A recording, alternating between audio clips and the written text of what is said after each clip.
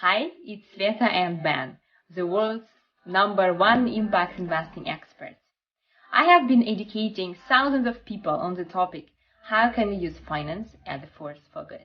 And I have been helping hundreds of entrepreneurs all around the world to set up, run, and establish their companies and businesses. Do you even know what is impact investing? And how can you get engaged in that?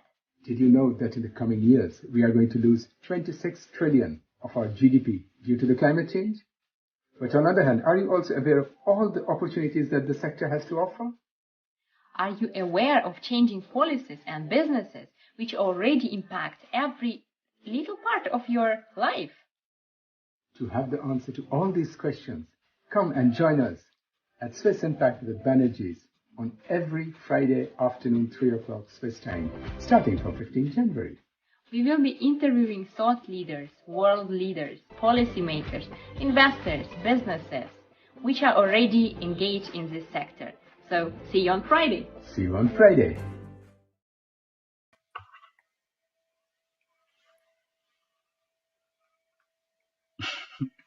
Good morning, afternoon, and evening to everyone. And from our viewers from Far East, good night. Welcome to Swiss Impact with Banerjees. Hi, and greetings from Switzerland.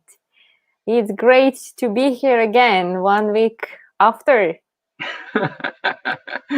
Exactly. So we decided to, as most of you know, and for the new audience, we decided to have this program in 3 visions, and today is the day for the investors. So let's start with, again, a short opinion of myself. I know that when I speak of impact investment, often people think, oh God, another charity or philanthropy or problems that should be solved by the government or by some big multinationals or authorities with public money. Thus far from home, and it does not affect me. But then I also know that it's easy for us to focus on people who are fighting climate change or to be aware of impact investment.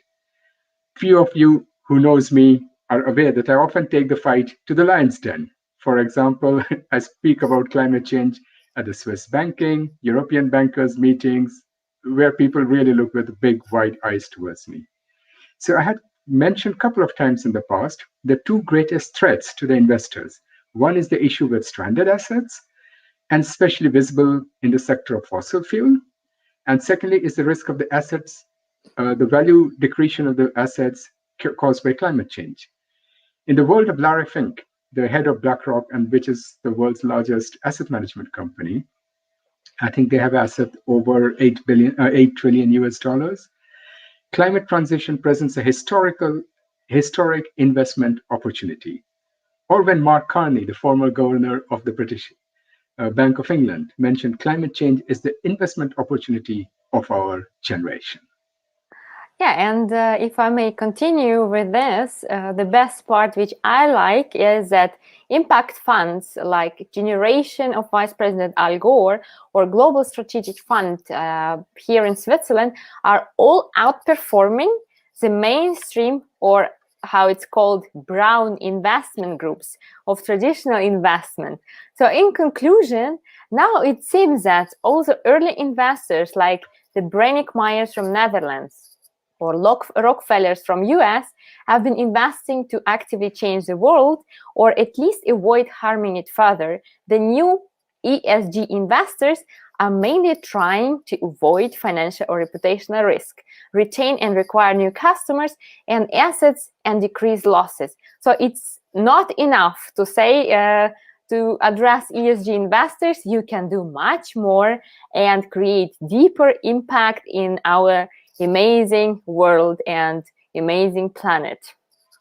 And like always, this time also I agree with you,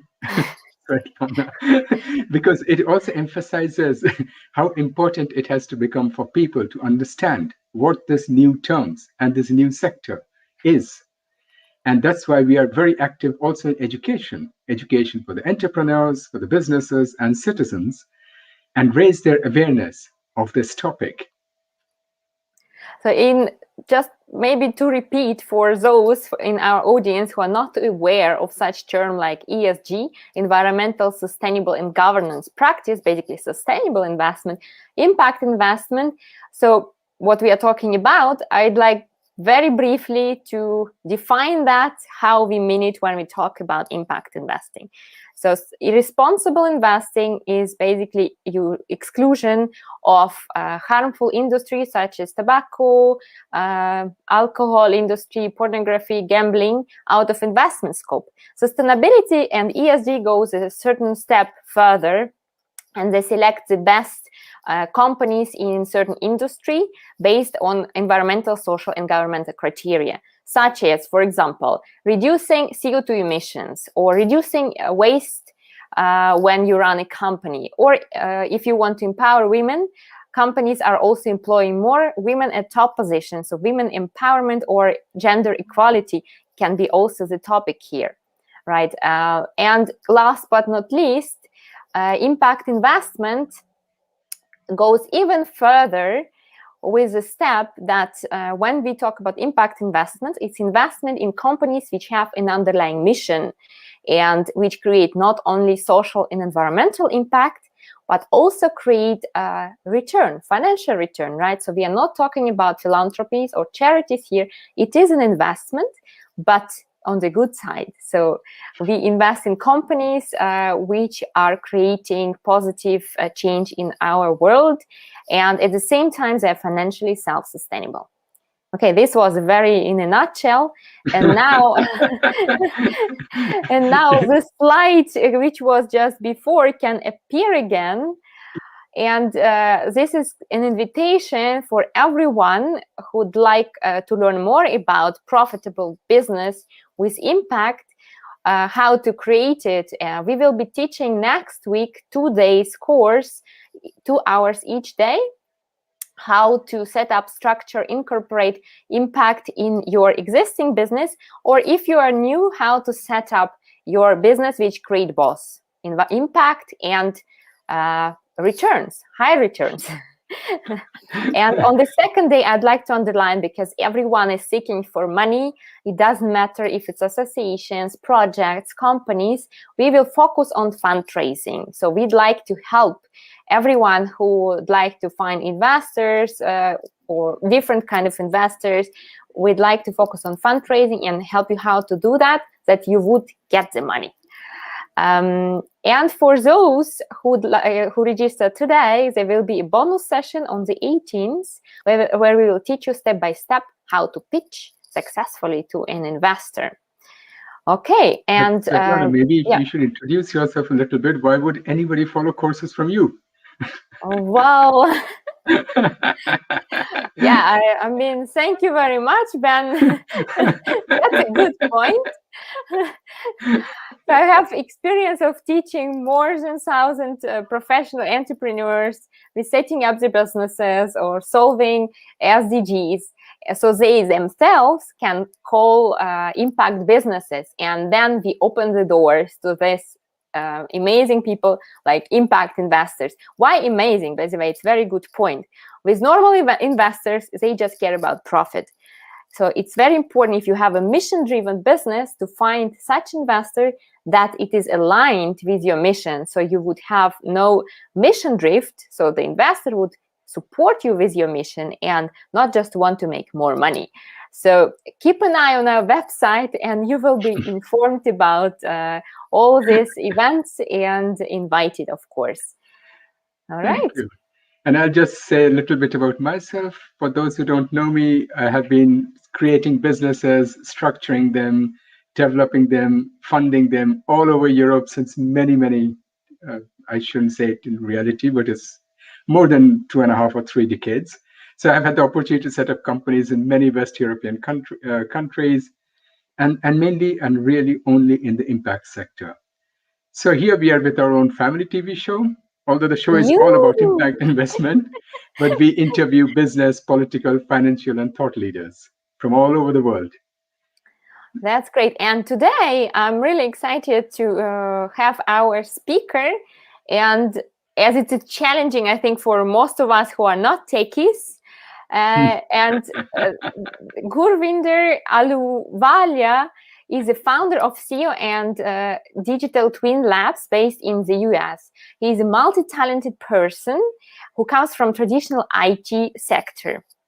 Previously, He was Chief Technology at IBM for blockchain, cloud, and Internet of Things, IoT, this word for North America, and an alumnus of the IBM Academy of Technology. Moreover, Gurvinder stewarded industry, businesses, public, and open source through recent waves of tech disruption in internet, mobile, cloud, and now blockchain. So all this, what you see around, I think Gurvinder had his hand and brain involved in that. So under his leadership, Gurvinder, because otherwise half of the show will be gone with reading your bio. That's not the bio I sent. I think Svetlana colored it up. Welcome, Gurvinder. It's great to have you today with us. What a pleasure. Thank you, Ben. Thank you, Svetlana. So maybe you just shortly continues what I was saying, just a little what I missed maybe in your bio.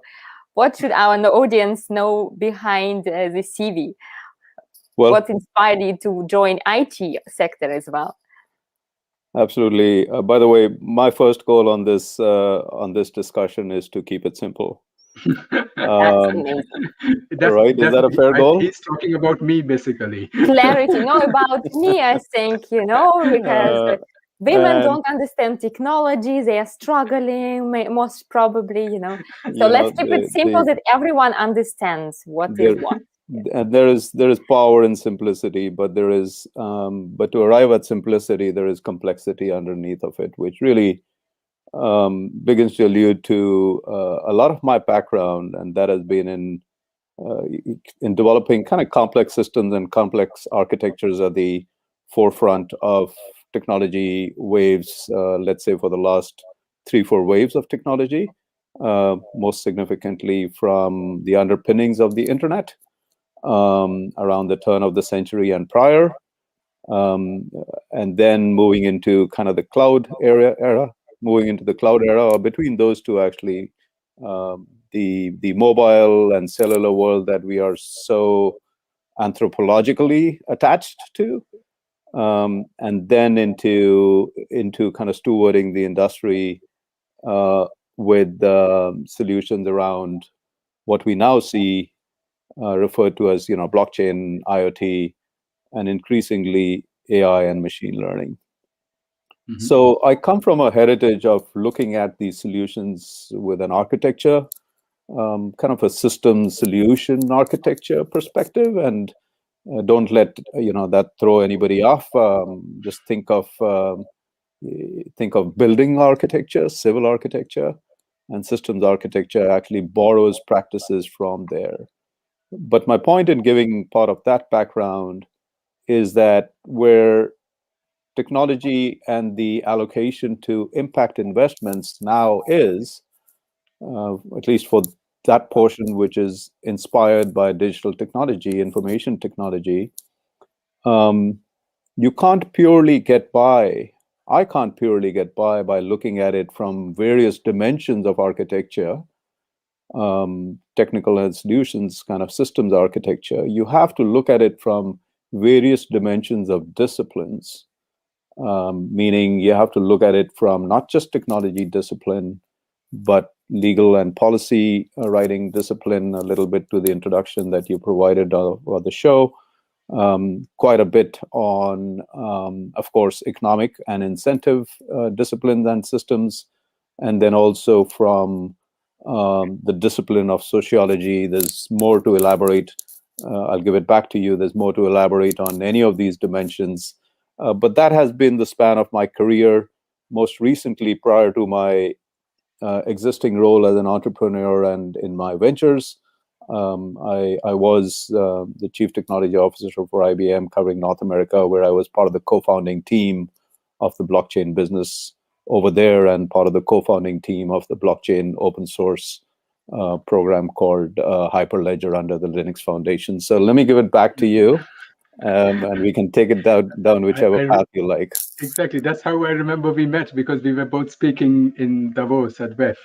And I think I made a couple of comments, and after the discussion, you came to me and said, Well, I think somebody at least dares to speak his mind.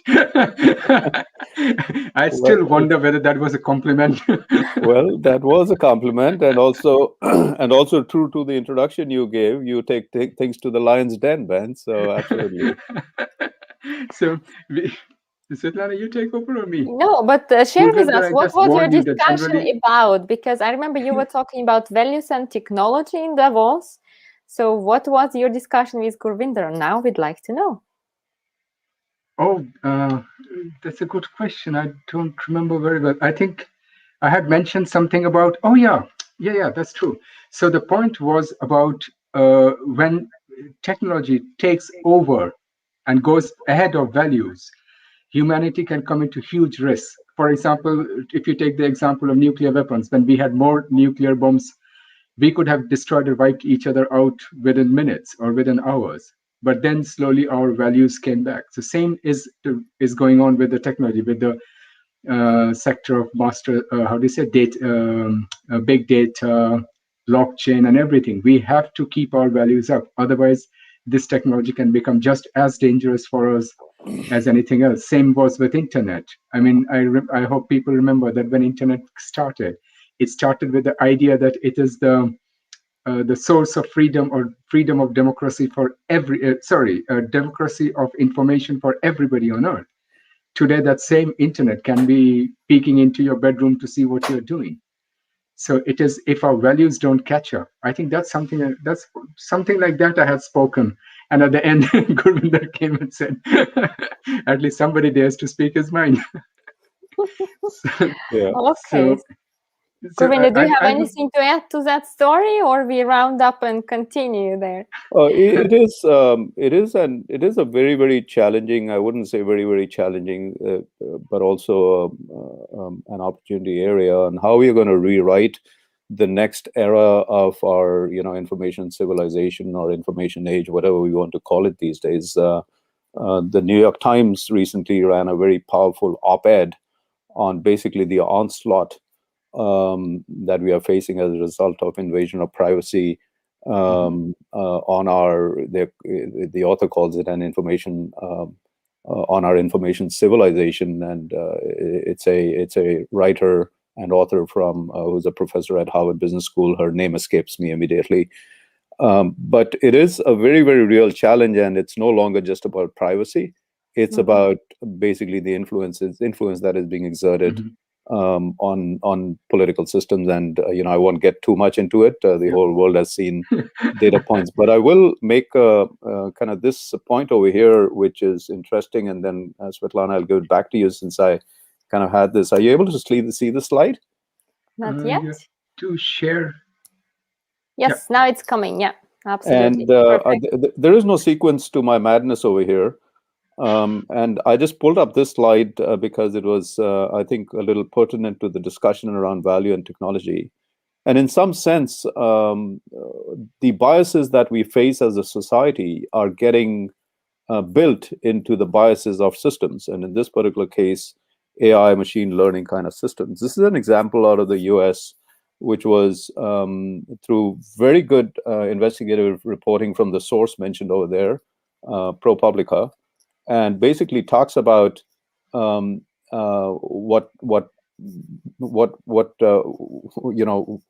kind of peaked in the U.S. last year and got referred to as quite aptly as intrinsic racism.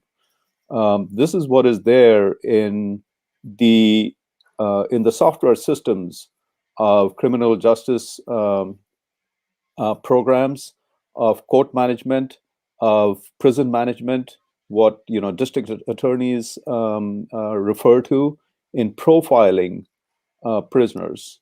And it so turns out that these algorithms are already biased against women, against Black women, even if they are of a lower, history of criminal offenses, like you see on the right side. She's profiled with a higher risk despite her lower offenses. And on the left side, there's a lower risk of a white male who has prior offenses dealing with armed robberies and grand thefts and so on and so forth. So the point being, I'll stop sharing the slide over here. So the point being that ethical systems ethics have to be ethics that are there, ethics and biases that are there in our social systems and in our human systems, in the human network, I might say, basically are getting translated, and then it'll become more permanent into this new infrastructure. But how can technology help to avoid such biases or overcome it? I mean, how do you see that? What is the role of technology here? I would put it different way. I would say, how did this bias come into the technology at all, unless it is corrupted data? Right. I think, Ben, you answered the question very, very succinctly than I could answer it. Because these systems learn, these systems learn from what we feed them, right? Eventually, this is garbage in, garbage out. So the fundamentals of computing don't change. And the programmers come with their own biases. The data that is fed is with its own biases. But unless there is a conscious and deliberate effort to bring the diversity into the programming and the design teams of these algorithms and the deployment of these systems, plus a diversity of attaining data and then checking it, having circuit breakers, if you may, on looking for biases, and not let the the final state of automation and singularity kind of run wild on its own. You do need human intervention all along this path. So you do need human supervision all along the path on particularly such matters which are very, very sensitive. So back to you, Svetlana. Yeah. But still, I wonder, like, if it's even written, certain crimes which one person did, how can still the system make a mistake? Because it must be allocated the risk to certain robberies or whatever, murder. How can this still be biased? Because this is very strange. Let me just extend the discussion, because it's not just to the existing status quo. So there is a challenge based on existing status quo of humanity and biases in humanity, which are getting translated into algorithm. I think there's a term being used called algorithms. So they're taking an organism form of itself. Algorithms are.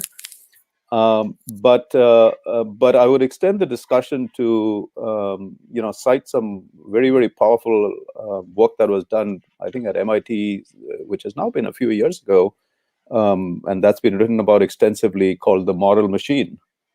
And so you now face very, very difficult situations, which otherwise you probably don't even think about enough. That if you're designing an autonomous car, then, and you have a choice between these may not be the exact examples in the work, and if the car has a choice of hitting an old man, let me make this more diverse, an old man versus a woman with a stroller, right? You don't want to be in that situation. You don't even want to think about it. But if you are, and somebody could be, or the car could be, how does the car make that choice? Or a choice between a motorcyclist and a pedestrian, right? How does the car make the choice? There aren't very good answers to these kind of questions. And then whose ethics do you go by? There will be different responses from different people. Yeah. And there have been you will have different responses. Yeah. But let's go back maybe to impact here. Gurvinder, I hope you had remembered. I had warned you about Svetlana. Well, it's, in some sense, it has to do with impact on the ethical choices that are made in systems. Exactly. Whenever we divert, she will bring us back. There you go, Svetlana. You have been involved in inequality, right? And by inequality, besides gender inequality, I think there is something else like digital divide, right? So could you explain this to the audience? What is digital divide and how you've been involved in that? Yeah, in all fairness, my involvement has been rooted in technology. So I do speak with biases about that, but I was a technology purist. And I've increasingly over the last, let's say, decade and a half, seen the impact of technology and the connection to societal behavior and challenges. The digital divide actually is sometimes viewed very, very negatively, and that's not to perpetuate it, but to try to offer some clarity around it. There is digital divide, some of which is genuine and to be expected. There is digital divide between generations. I can't use my thumbs on a cell phone as fast as my children and your children, I'm sure, can do it, right? So I'm not very productive, so there is the digital divide. There is a digital divide. Ben, I think you and I were talking about it. I'm forgetting which situation we were referring to between the elderly and elderly people like me and people like you. So in terms of I like to live without iPhone, really. Then people say, "Oh, you're not answering," but I like to live without it as well. So maybe I belong to the elderly one. So there is that level of a divide, and that's not just digital. It would be in other capabilities and abilities as well, which have nothing to do with technology. But there is a if I don't have a cell phone, or I don't have a smartphone, and I don't have an Uber app today, then I have to pay the premium to get an alternate mode of transportation from the airport, which is hailing a cab. I can't hail a Uber kind of a ride sharing without a piece of technology with me, but I can hail a cab without a piece of technology. But I'm paying for that premium because of my inability and of having that. Similarly, the challenges of access to internet. Similarly, the challenges of not just the access, if the access is there, but the quality of the internet. We are privileged living in Europe and living in the US and many countries like this, but there are remote parts that I know a lot of your investments and efforts are closer to, where we wouldn't have real time the ability of an internet connection and stability like what we have in real time communications over here. So there are multiple angles to the digital divide, and that's why I wanted to kind of reflect on all of them. And then another one, which we might get into a little bit more over here, I'll just kind of seed the topic, and that is the digital divide related to access to capital and access to credits. There is a case from some of my work, which I can elaborate more, later. Oh yes, please. You can elaborate now, because we love to hear also practical examples. Right. So please share anytime, Gurvinder. So one of my areas of expertise is IoT, as Ben and you kindly introduced. So the Internet of Things is, you've heard all the big numbers around it. I'm not going to, repeat that, but my engagement in IoT has been there for about over 2 decades. But most significantly, when I was leading up I was the chief architect at Texas Instruments, where we launched the first handheld device based on embedded Linux. Right, this is a piece of technology you don't need to worry about, but just know that Linux is what underlies pretty much every cell phone, Android or iPhone or anything else which is in your hand. So it kind of, this work preceded the mobile, iPad, iPhone, Android era, but that was one of my significant contributions to the educational technology sector at that time, which, by the way, was like the next generation calculator, if you may. So my point over here is that IoT is a much wider field, and there was work I was involved in which had to do with the use of well, it didn't start with the use of IoT, but it started with market fractures in credit markets in Africa. Because there wasn't good, for two reasons, because there weren't good credit profiles and credit data, and there wasn't good enforcement of contracts for recovery and proper contractual business, and a lot of that had to do with farming. So now we are having a social discussion, Now we are having an economic discussion. We are no longer having an IoT discussion. But the role of IoT in initiatives like that, in causes like that, is that if you're able to instrument farming, farm environments and agriculture technologies, tractor use, sprayers, other machinery, with an electronic hum, with IoT, with Internet of Things, you now of course have introduced technology, but who cares? But more importantly, you have insights and data that is coming out from the fields and use of assets, that you're able to arrive at the proper utilization of assets, which is important to credit lenders. You're able to arrive at the usage patterns and behaviors of the people involved over there, and therefore their credit profiles. And then if you take it a step further into blockchain technologies, I won't go there now, but I can talk about it later, on its role in decentralization and resisting kind of control, resisting censorship. You begin to then look at automated enforcement of contracts, right? So I promise to keep it simple. You basically, it sounds not simple.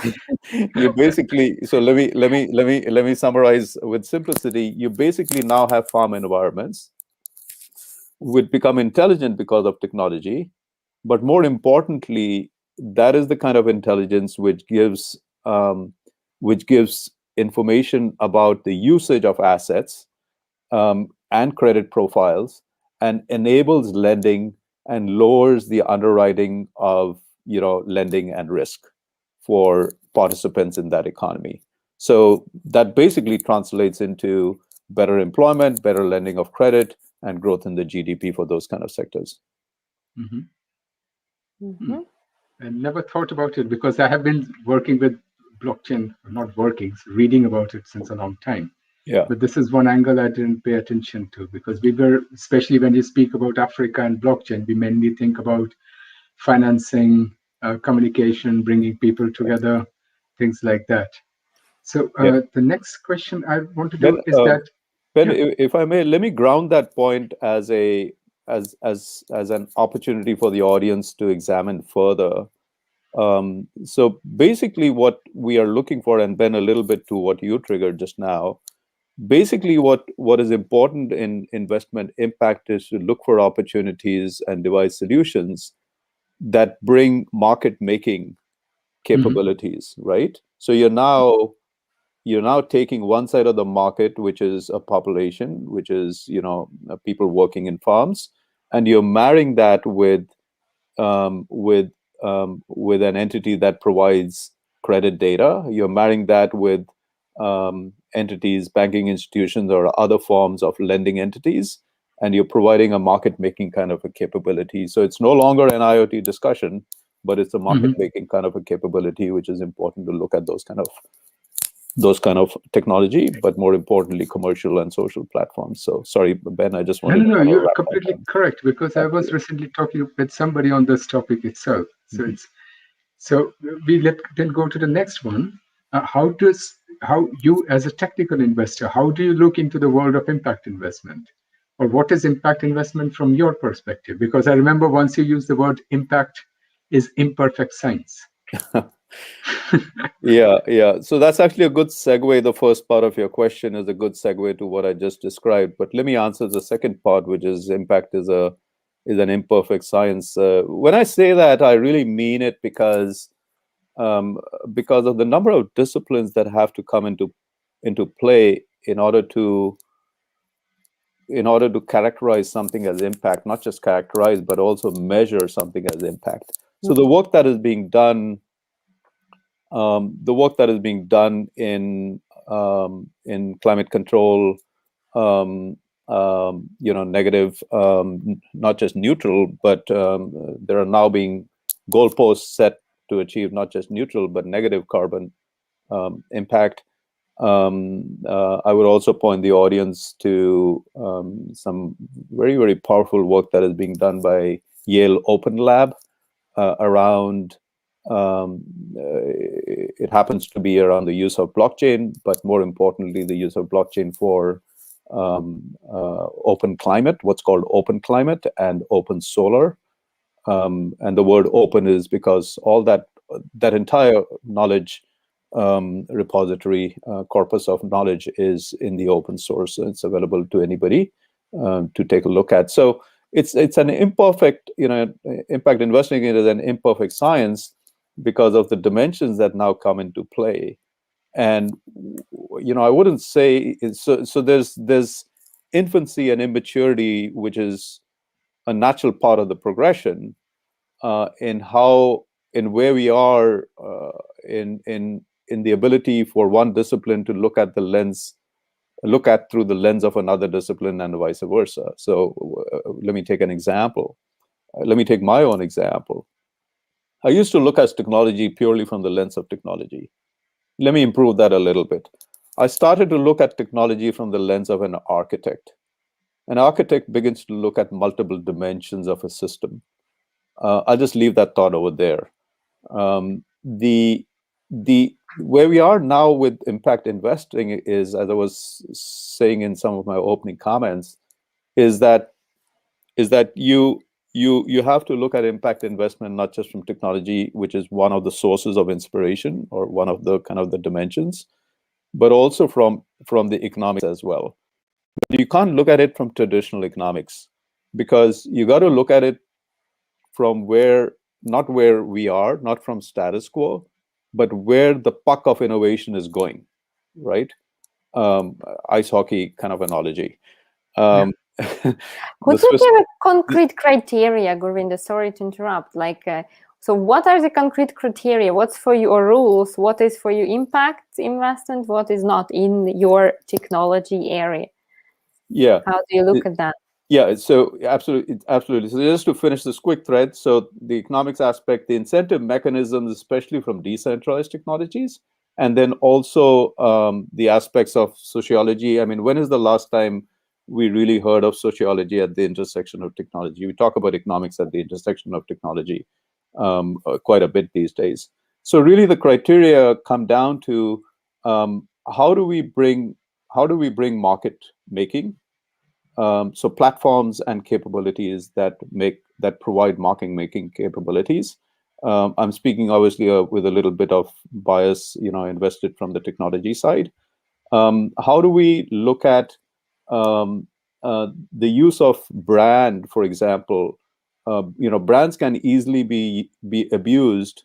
So think about a brand like Nike or McDonald's, and they could easily get abused and misbranded if they are channeled, or they end up in a channel or in a media which has some criminal background associated with that. And the reason I say that is a lot of branding is now moving towards what's called influencer and streamers, right? Like we are streamers over here, right? So if you look at platforms like Twitch and Facebook Live and YouTube Live, so on and so forth, this, by the way, is the work that we are doing in my investment in a company called StreamSum, where I'm a co-founder as well.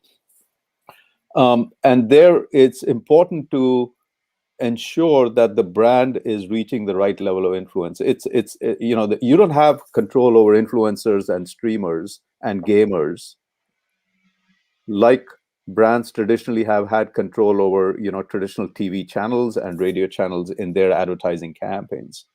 So what used to be called brand management, marketing, brand management, is now more consciously called brand activism. So that the brand is being associated in channels, and it appears in channels where which doesn't have any non-social antisocial kind of behaviors. So really a little bit elaboration to the criteria over there, and that is the criteria on brand valuation, brand activation, and the capabilities to do that in a very, very large portfolio influencers, streamers, and kind of great gamers styled media. So Svetlana, that was touching a little bit to your question. Yeah, and could you give a concrete example of a project or company which for you is impact investing in technology space? Absolutely. So so this brings us quite naturally. I think I was expecting, or at least Ben and I were expecting this, to a blockchain discussion. But I'm not going to make this a blockchain 101 unless you trigger any questions later on. One of the areas that I worked extensively, well, there are two areas. I'll elaborate on one, and then if we need a wider discussion, I can touch on the second one as well. I think we all have a good idea. I don't remember the numbers offhand on how much global trade happens through container shipment over the seas, and of course those containers then go on road and rail. This is work that I've done incidentally previously from my role at IBM. And but maybe let's announce a number. Not everyone in the audience know that. So if I may say that 90% of global trade is carried by shipping containers, right? And 1956, the standardized containers were introduced. And do you want to give an example in Kenya, Gurvinder, or you had another example in mind? Yeah. Thank you. So, if I remember the numbers correctly, it so happens that 50% of Kenya sadly enough, lives in poverty. One of the major success points in Kenya, and I think there's very good momentum, from the little bit that I'm reading on the Africa Continental Free Trade Agreement. I think the WEF only today or yesterday or just this week put out another refresher article and an update on it. Poised to be one of the largest global trading zones. But a significant portion of exports from Kenya, after coffee and tea, I think the third one is agriculture and horticulture. Mm-hmm. And there is a very, very interesting use case and project that I worked on, and that had to do with the shipment of fresh cut flowers. Svetlana, I'm sure you would like. I love flowers. You would love those from. Who doesn't like flowers? Even though I don't like them being cutted, so I have a lot of plants which we plant, right, yes, and they stay for long term with us. So the lion's share of export of fresh cut flowers traditionally has come from South America, particularly from Colombia, meaning going towards Europe. So let's look at that trading pair, right? Going towards Europe. And Kenya was able to not just capture, but exceed their market share in global trade, against Colombian sources, South American sources. And what happens is, and these are fresh cut flowers, so the connection to global container shipment, these are fresh cut flowers that are shipped from Kenya to all of the European Union. And Kenya has 25% of the market share of fresh cut flowers that are used in the European Union. But here's the real social impact point of that program. Most of the workers in the fresh cut flower, in the flower farms, agriculture, horticulture, are women, right?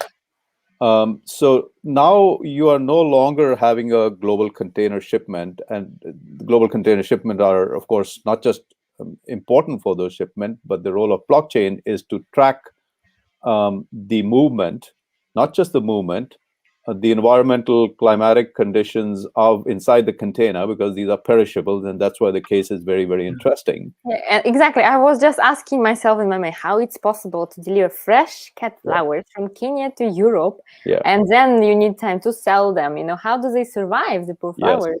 Yes.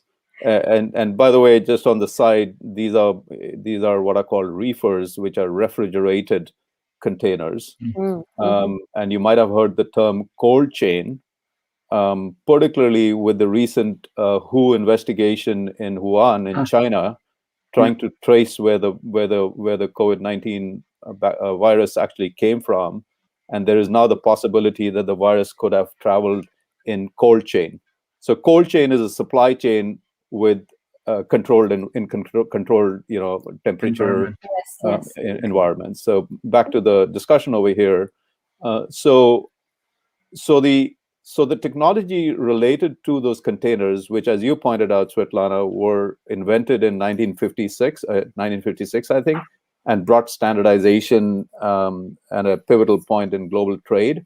Every container looks the same, and you can move it from a ship to another ship to a train to a truck, or whatever, right? That's how. So there's huge efficiency.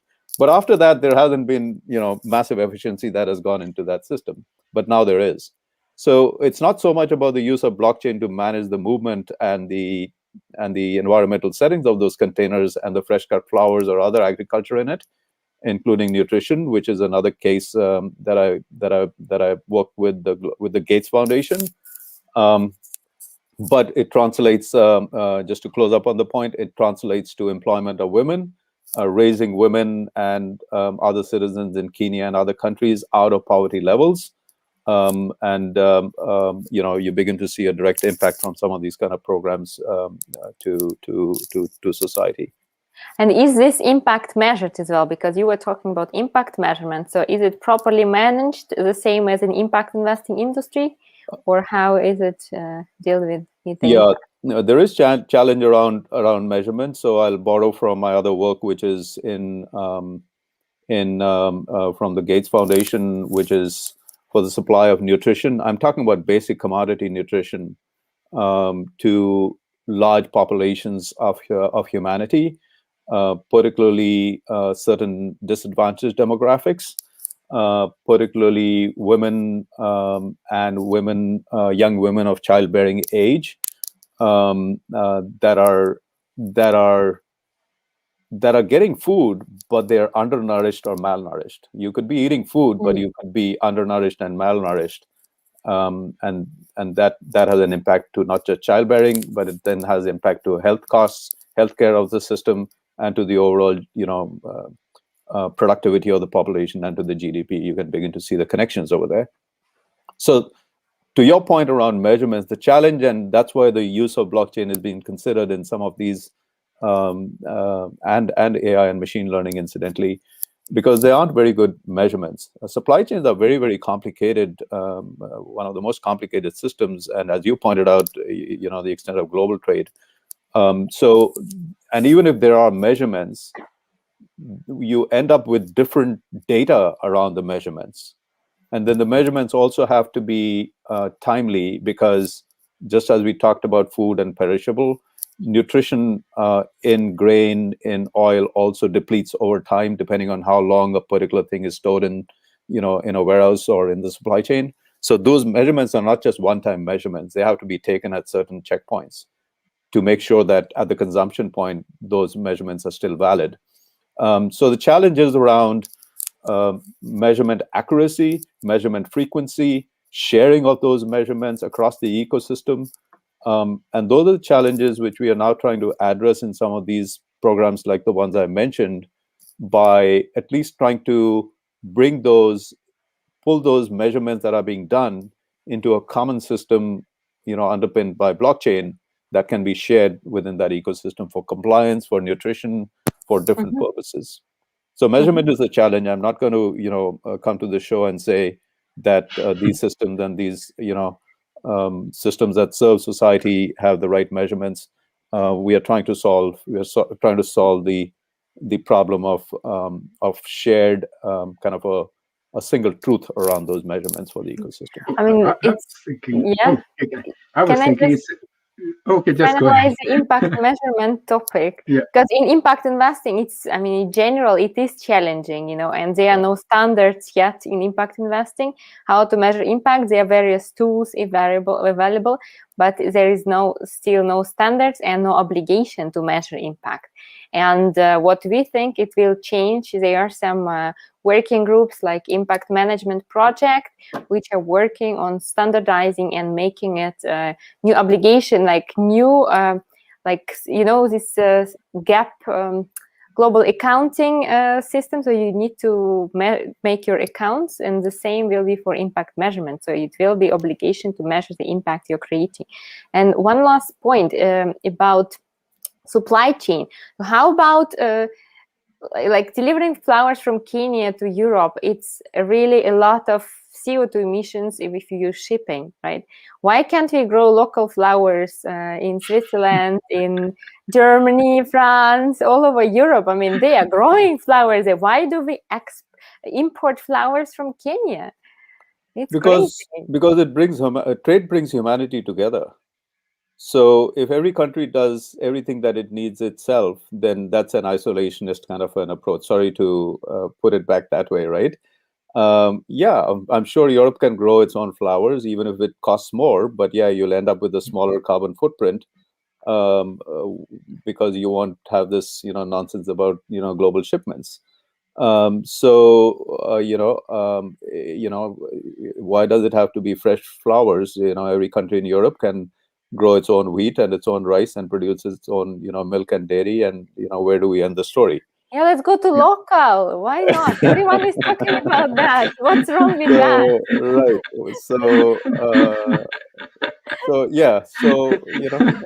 Own tomatoes, which are smelling tomatoes. There we go. The problem is you get tomatoes from somewhere, but they don't even smell like tomatoes. Yeah. So, I think that's true. It's I think there are. I mean, I think I don't mean to dismiss the argument you are offering and trying. I'm hoping it's rhetoric and you don't really mean it.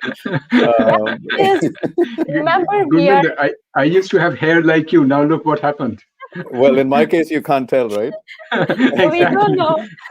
We solved that problem many centuries ago. But I was just thinking, now there's these new laws kicking in. In Europe also, they're doing that for investment. That they want to so if you are doing a business or if you're investing in a business, they want to track the whole supply chain end to end. And this is not only for normal products, it's also for mining products, products which are coming from the mine. They want to see that the diamonds or whatever coming is completely end to end, that is not a blood diamond or something. Or with cobalt, the same thing. Couple of other mining is coming the same. So maybe it's something to think about. If you have still time in your hand, maybe you can start working on a project, investing in a project which solves this issue. Yeah, no, it's a really good point. Unless you measure it, you can't manage it. Even though that's a very fatigued kind of a phrase, but it's it's very, very applicable. And as we get into the lion's den, I love that phrase, Ben. As we get into the lion's den and solving problems of global scale, we will not be able to do it without the right measurements and without the right truth and data. I have a love-hate relationship with data, which has been talked about extensively and its importance. But 80% of the data of the world is dark. And then what do you mean by dark? Dark means it's untapped. I mean, it's there, but it's really not being used. That's what's referred to as, dark data. It's just locked up in in X-rays. Look at healthcare, which incidentally is one of the largest volumes of data that is being produced. Your imaging and scans, because that's also very dense data. The industrial or B2B, business to business data is being produced 6x faster than social data. We think social networks are crazy. So the point about the love-hate relationship with data is that a lot of it is dark. It is just so massive, and we are drowned with it. But the problem, the problem with it is that the jury is still out on the proper monetization of data. or compliance, Svetlana, to your point. Mm-hmm. The jury is totally out on the accuracy, meaning the truth of that data. Everybody has their own What do you version. mean by jury is out? You mean the We- decision is still to be made? Yeah, well, I mean, if you look at corporate investments that have gone into big data, so you think about cell phone companies, right? Cell phone operators, and they've used big data about their consumers, about their customers, to analyze and to predict customer churn activity. Mhm. And whether that has really, whether that data and those investments have yielded results in reducing attrition of customers, it's not entirely clear that it has, right? So the results on monetization, on using data for monetization, are ambiguous. That outcome is ambiguous. So going back to Ben, your point, and something that you cited, and it really grounds the point that Svetlana makes around measurement.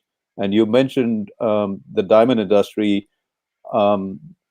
There are two programs in this world which have looked at the global trade of diamonds running on blockchain kind of supply chains. Right? Here we need to stop, Gurvinder. Sure. When we say blockchain, I'd like you to challenge you and define blockchain in 2 sentences so everyone understands that. Including me. Because I just wanted to ask you about blockchain again, not to disappoint our techies who joined today, but the plan is that blockchain must be defined as clear as possible for everyone, and then we go deeper into this amazing topic. Okay, good. Thank you for keeping me honest, because I wanted you to do that. And just remind me after we get done with this to come back to the diamond point and close out on. Absolutely, on we will not forget that. It's very interesting. Yeah. Yeah, particularly to women, right? So it's fresh cut flowers and diamonds, right? I mean, we made the Svetlana show here, so so blockchain is of course, it's a technology, right? But it's a platform for ensuring truth in data. That's one, right? Ensuring truth in data. I love that. Okay. Yeah. Right. Blockchain is also a system of governance, right? And governance becomes important when you have a multipolar world, when you have multiple parties. If you have one party, governance is not important. If you have two parties, governance is really not that important. You can hash it out. If you have three, maybe still, right? You have a consortia or something, right? But if you have more, and you're dealing with the kind of social systems that we are touching upon, then blockchain offers a governance system on how privileges, how voting, how do we decide? So I made the point that it's a blockchain is a platform for truth of data, and you should ask the question now on how do you arrive at that truth, right? How do you arrive at that truth? Right, which is the second point that I'm making, and you arrive at that truth through a shared governance model, right? Through a shared governance model. So that's the second point I want to leave with. There are 3 points here in defining, right? So it's a model for truth. You arrive at the truth through a shared governance model, right? With equitable privileges. And then the last thing is you incent participation, because you can't have shared governance without parties coming to the table to share, right? So there are incentive mechanisms in blockchain which incent people to participate, right? So you don't have to, you're not muscling, you're not strong arming, a big entity, and not strong arming a smaller entity, and so those kind of those kind of gaps, if you may, corporate or social, into the system. So, so Svetlana, my takeaway to your question, and thank you so much for triggering it. And my takeaway to the audience is thanks that a lot. blockchain It was really useful. I think for everyone who did know, it was really to the point. So thanks a lot. And now let's go to global trade of diamonds and in blockchain. Okay, so exactly. So now if you take those three things, right, the truth in the data, shared governance, and incentive mechanisms, what's the problem, right? If that's the answer, what's the problem? So what's the problem in the diamond industry? So the problem in the diamond industry, and by the way, there are two programs of any significance in the world of experimenting and putting the global trade of diamonds on blockchain technologies. And I, in all humility, will say that I've been privileged enough to work on both those programs. One from my prior role at IBM for a startup entity, and then from my role at Digital Twin Labs for De Beers in London. So the problem in the industry is there's $40 billion of insurance fraud related to diamonds, and that's 30 a US billions, 30 billions, you said? Just I think 40 billion or so. So I'll check the numbers. I might have it noted somewhere. So 40 billion. Basically, for purposes of this conversation, there's billions of dollars, tens of billions of dollars of fraud, and that's a lot of money. A lot of money, exactly. And that's I think it's 40 billion. So 40 billions of insurance fraud in luxury goods. Yeah. 40 billion. So it's staying honest with you, Svetlana. Measurement is important, right? So, and that's just a U.S. number. There are significant, if we go beyond the diamond industry, there's significant numbers around the luxury goods environment, luxury goods industry, on how much is fake, counterfeited goods in that industry. Now, it's not so much that diamond is a luxury item, and a large part of the audience might say, I don't care about diamonds. It doesn't pertain to me. It doesn't. By the way, I have no diamonds, That's Ben's problem. So, Gurvinder, you're making my life very difficult. Can we move over to flowers? So if we come back to, and I don't care that it's a luxury item. As a technologist, I don't care. But what I do care, it's something that is drawn from the earth.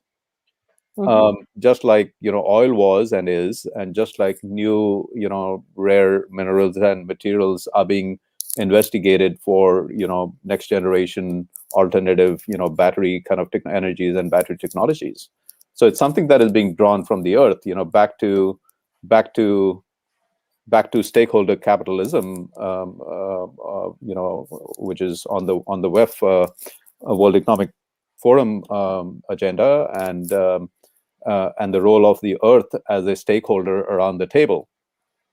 So it's not interesting to me that diamonds are expensive as a technologist, but it is interesting as a change maker that they come from the earth. But what's also more interesting is that we want to weed out from the retail gene pool blood diamonds, right?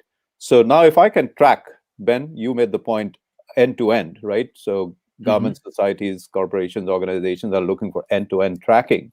So if we can track the entire journey of a diamond from what's called mine to market, and exactly which mine in Africa it came out of, and then from there it was handled by this identity, by this company, and then it was shipped by this courier, by this shipping logistics company, by these forwarders to Surat in India, which is the diamond polishing, cutting capital of the world, incidentally, and who handled it over there, and then closer to your neck of the woods in Antwerp, Belgium, which is the diamond exchange capital of the world, and then onwards to retail markets and jewelry makers, right?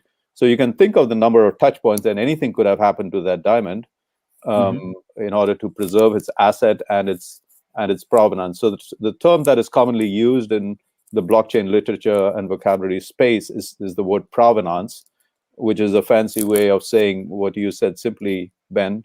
That is the end-to-end tracking. But it's more than just tracking, right? It's more than just tracking. Who touched that diamond at any point in time. So it's about and then not just the ethical use of workforces along that entire chain, also weeding out any money laundering which is propelled by the diamond industry in some parts of the world. Also weeding out terroristic activity, which is also propelled by the diamond industry in certain geographies.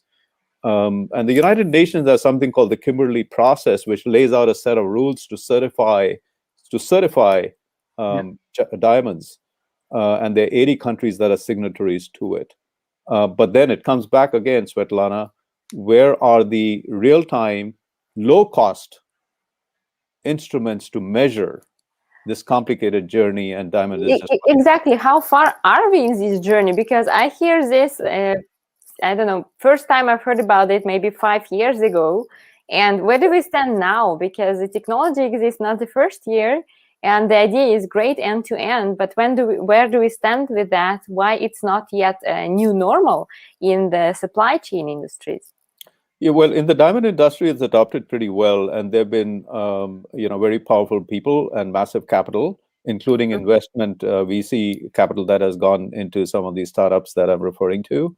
Of course, we all know De Beers is a very, very powerful entity, and its parent company is 20% owned, or 10 or 20%. I'm not entirely sure.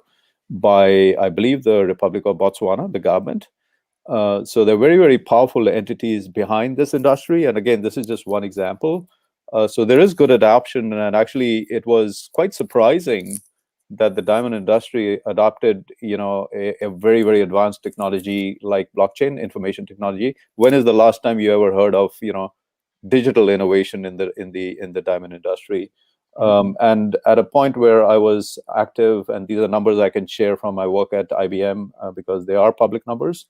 And in that work, 1.2 million diamonds were onboarded onto the blockchain. And then also, how many are there in the world? Yeah, I don't. Perspective. Yeah, I don't know, but it is a very, very small. It was a very, very small number. This was done in the early stages of the project. And basically, the challenge is more around onboarding the ecosystem of players of these various countries I just took you through, like Africa and Belgium and India and wherever, getting them onboarded onto the ecosystem to kind of share the data. So the program, I'm sure, is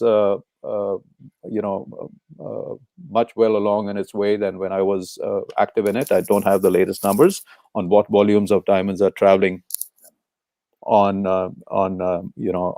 these two major blockchains of the world.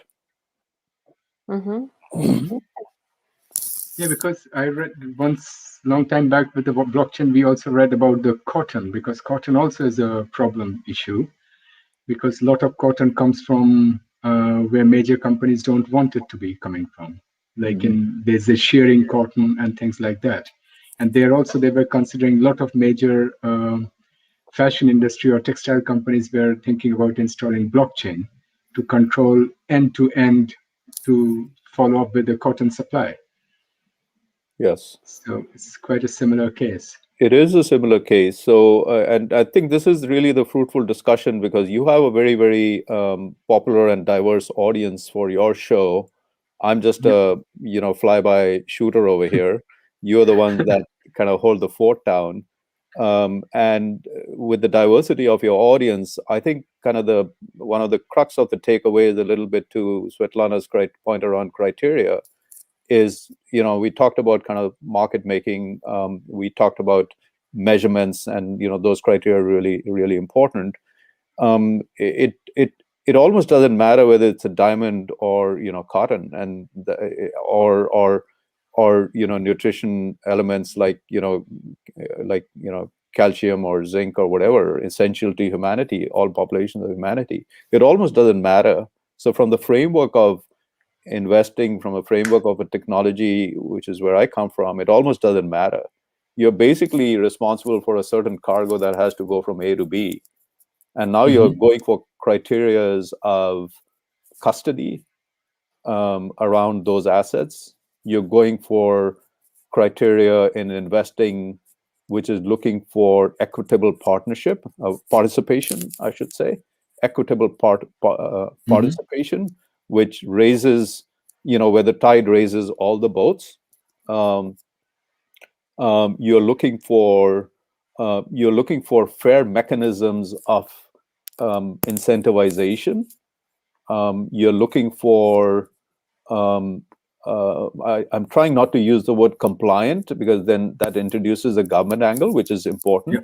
You're looking for compliance for whether it is anti-money laundering, whether it is terroristic activity, or even health and safety, right?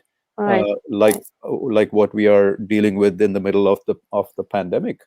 Okay, so basically, if we look at SDG, Sustainable Development Goals, we can say that blockchain is supporting number 3, good health and well-being, number 8, decent work and economic growth, number 9, industry, innovation and infrastructure, and also 16, peace, justice and strong institutions. Would you agree with that? Yeah, I would agree. Are you looking at the SDG framework? Yes, SDGs. Yeah, I mean, it depends on how you join the dots, right? So the work that's being done, I talked about the work that I'm doing with the Gates Foundation. You could draw a line. You could actually draw quite a direct line between technology like blockchain and world hunger, right? I think there's one of the goals is zero world hunger by 2030. And I don't know if there probably isn't a granularity to that, but underneath of that might be nutrition, with proper nutrition, not just hunger, what with the proper nutrition, and that tracking is those investigations are being attempted on the blockchain for supply. So as you might guess, my origins are from India. And that was one of the countries I studied in the context of these programs a little bit closer than other countries. It applies to all countries, by the way, including advanced countries like US and countries of Europe. The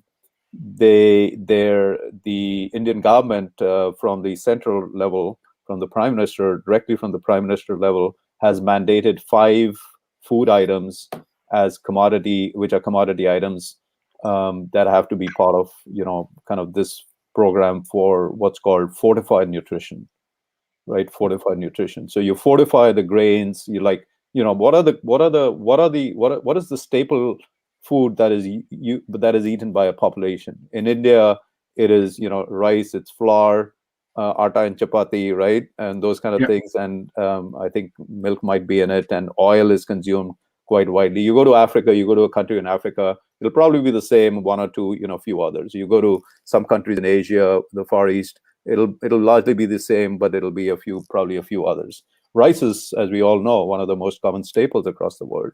So if you embed it with fortification of nutrition and minerals important for the human body, then those measurements are tracked, to my point around those 3 definition aspects of blockchain. They're tracked on the blockchain, and then that begin to give a direct line of sight into the Zero Hunger SDG initiative. I'd like to ask the following question, because looking from different perspective, from investor perspective and project perspective, if you're an investor and you want to invest in technology with impact, so blockchain or some other, where do I find projects? Where do I source such deals? What is the best platform or conference, whatever where do you find your investments? Well, Chamomile is one platform to look for, which is bringing some of those, which is bringing some of those participants together.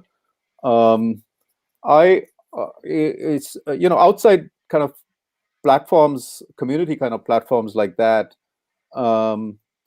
a lot of this world is kind of just happening under the radar. I wouldn't say under the radar because it's happening publicly, but it's so esoteric. In dark, no, it's happening in dark. I think Yeah, it's these kind of days. exactly. So for those people who We'd don't like know to about it, take light on that, that everyone could invest in such things. yes, yes. So if you go look at, so let me just switch a little bit to this very, very exciting and vibrant, but at the same time chaotic world of DeFi or decentralized finance. Um, I of course it's all tied to the world of cryptocurrencies, and it might sound like it's a great time to talk about it, given where Bitcoin and all these cryptocurrencies are going, and Tesla making investments and institutional investments. But people that have been longer in this and kind of sustained and endured with stamina to advance this paradigm, people like me and more people far more capable than me in this side of the industry, we are close enough to see where it is going. So as they say, the future is already here. It's unevenly distributed. So if you go into this uneven distribution, and there's information that is available on sites like Coinbase. I don't know if that's popular in US, but it's very popular in Europe and other parts of the world.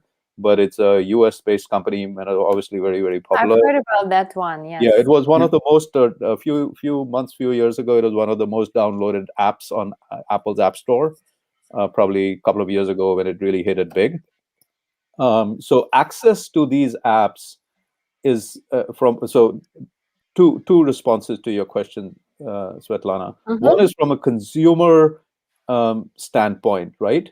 To just like consumers invest in application in the stock market and other investment areas, the retail investor, right? Then these kind of apps, you go to Coinbase. There are a few other like Bitfinex, and these are what are called decentralized exchanges. Binance is another one. And then you can trust them; they will not disappear next day or something. Yeah, I'm not the authority. There were some cases here in Switzerland, I'm not the authority, but yes, those are the ones that have endured and they seem to be reputed. And then if you go to Korea, there's a whole vibrance of decentralized exchanges, or exchanges for, I shouldn't call them decentralized exchanges. That's a different kind of topic, but exchanges for cryptocurrencies and decentralized finance, DeFi kind of tokens. So if you go to, in different geographies, certain apps are more popular than they are in other countries, right? So there's a little bit of that, right? But it doesn't matter. Once you get into those apps, and that's your entry point. Now, the next thing you do is you begin to investigate what kind of projects are happening. I'm calling it projects, but they'll be listed as coins. They'll be listed as crypto coins, right? So a crypto coin, I don't mean to introduce new vocabulary over here, but since I risked doing that, I should say what it is. A crypto coin is a digital asset representation of an underlying market. Let me just sort of leave it at that, right? So there could be a crypto coin or a token related to the diamond industry. By the way, to complete the connection, when I gave you 3 definitions to blockchain, the third one had to do with incentives, right? So you can invite them. So coins have to do with incentives. Coins are the mechanisms for incenting the participants, right? So let me just leave that aside and come back to the main point over here. So you basically go into those marketplaces and those apps, and you look for these projects. You look for these crypto coins and tokens, and you study those. And if they look interesting, you can go in as a retail investor, or you can contact their, the founders at the back and go in, more as a professional or institutional investor. There are hundreds and hundreds of, I'm just talking about the DeFi category of opportunity. And there is an impact angle to this as well.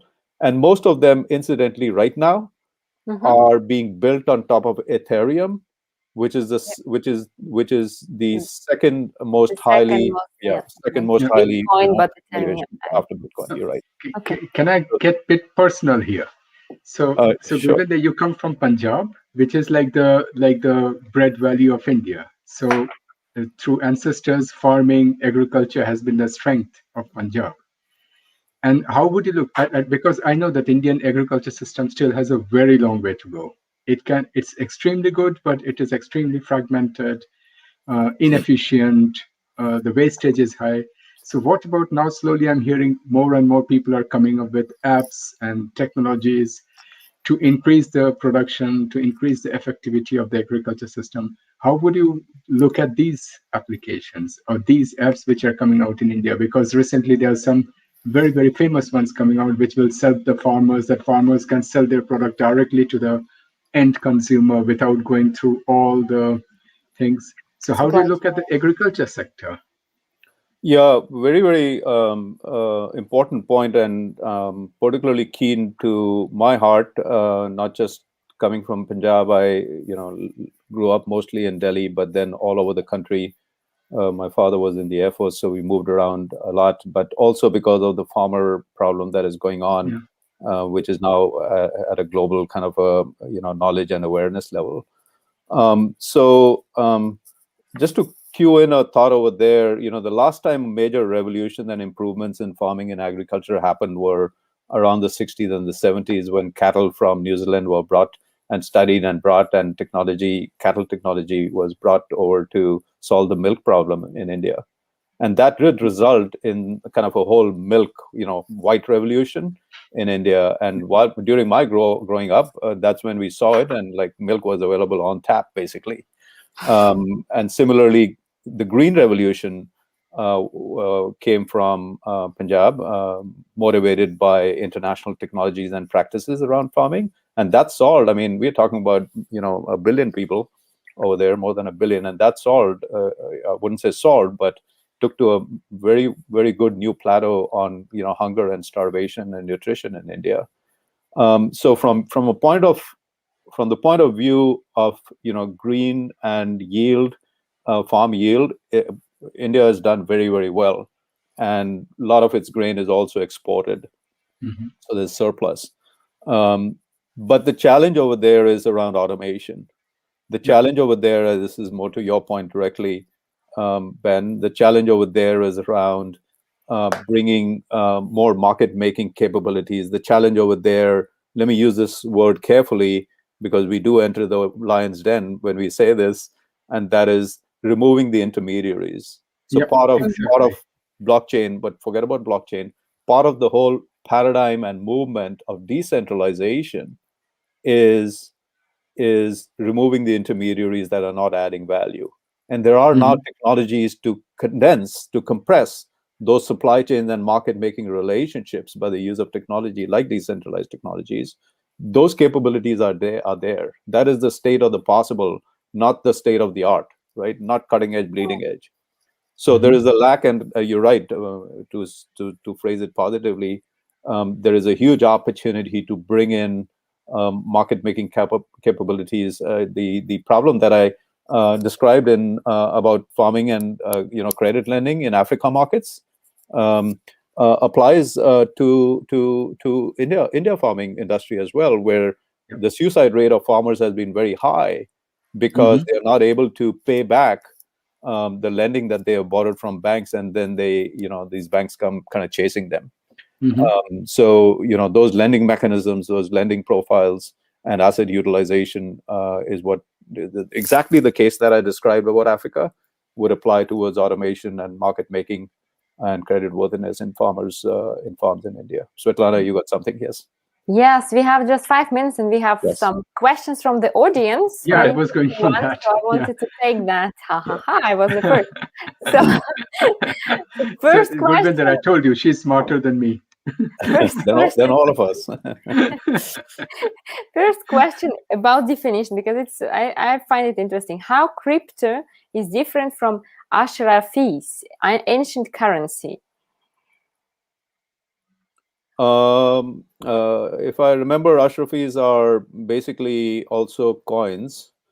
So Ashrafis are not very different from currencies of today.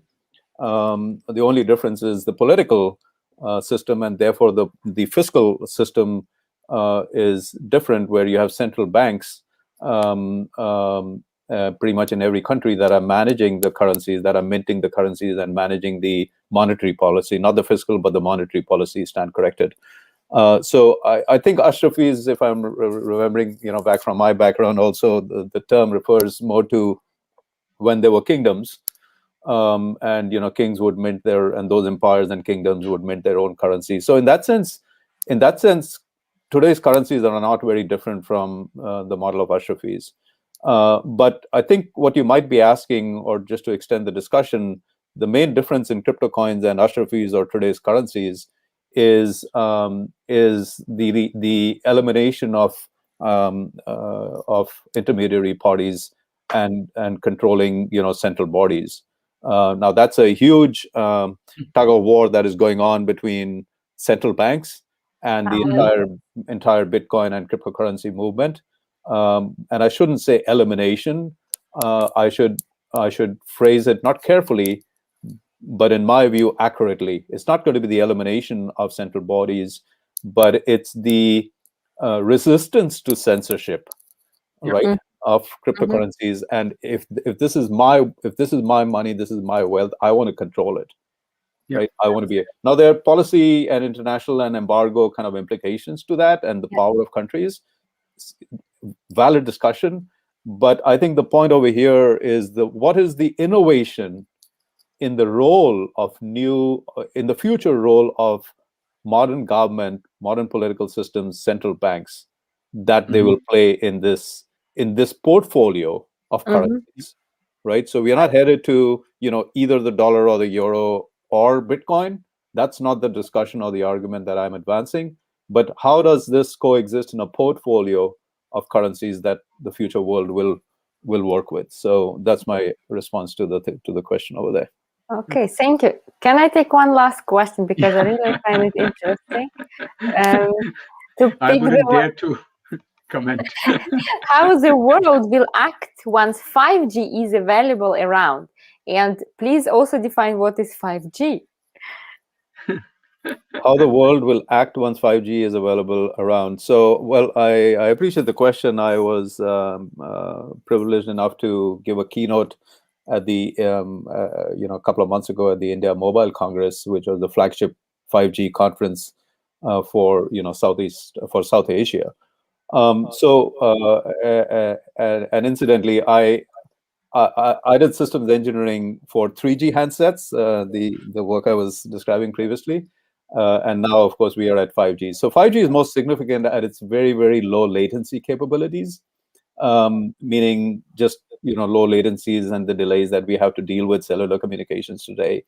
But 5G is not so much for kind of voice and video, which we already are pretty happy with on cellular technologies. Yeah, we can use a little bit of improvement. But 5G is going after actually the IoT space. So that is, we can't have the IoT space. So all the discussion we had around farm instrumentation and farm equipment and measurements in the supply chain and all that kind of stuff, it has to tie. The digital world has to tie with the physical world.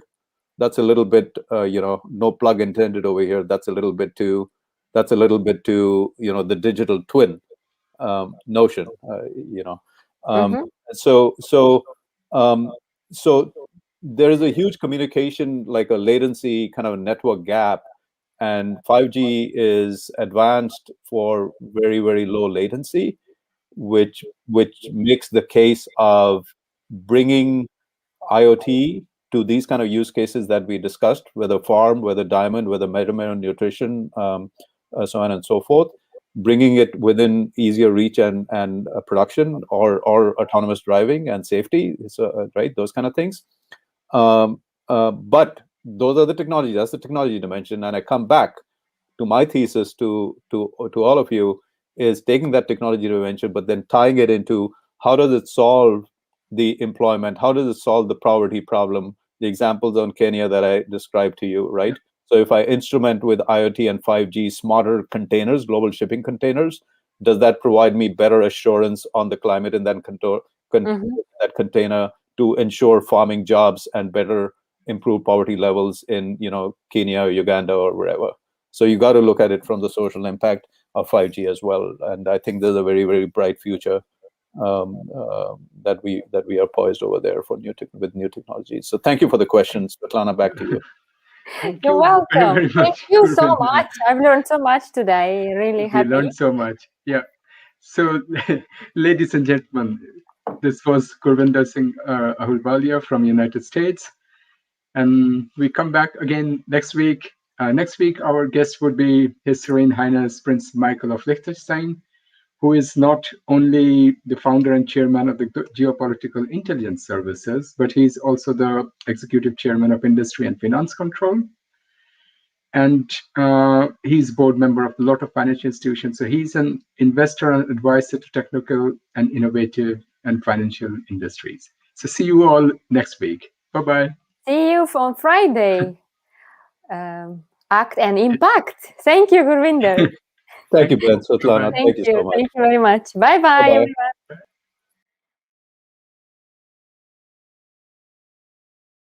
Hi, it's Sveta and Ben, the world's #1 impact investing experts. I have been educating thousands of people on the topic, how can you use finance as a force for good?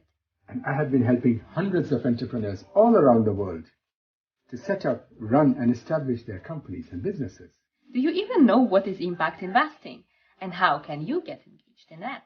Did you know that in the coming years, we are going to lose 26 trillion of our GDP due to the climate change? But on the other hand, are you also aware of all the opportunities that the sector has to offer? Are you aware of changing policies and businesses which already impact every little part of your life? To have the answer to all these questions, come and join us at Swiss Impact with Banerjees on every Friday afternoon, 3 o'clock Swiss time, starting from 15 January. We will be interviewing thought leaders, world leaders, policymakers, investors, businesses, which are already engaged in this sector. So see you on Friday. See you on Friday.